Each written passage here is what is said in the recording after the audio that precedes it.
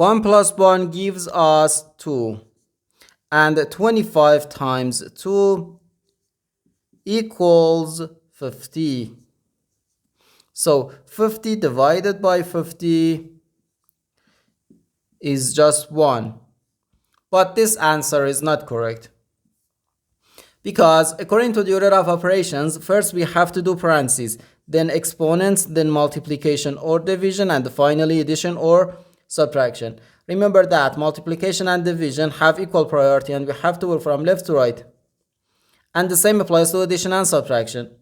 In this expression, we have one division, one multiplication, and one parenthesis.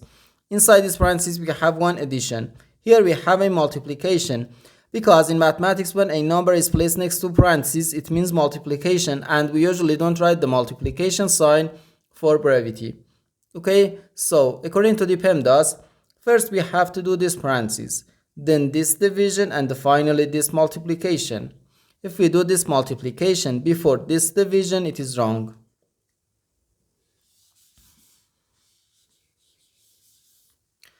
So first we have to do this parentheses. Inside this parentheses we have 1 plus 1, which equals 2. So 50 divided by 25, then times 2. 50 divided by 25, then times 2. Now we have one division and one multiplication.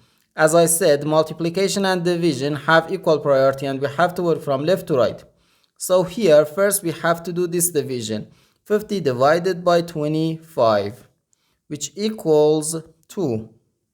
And the 2 times 2 gives us 4. And this is our final answer to this problem.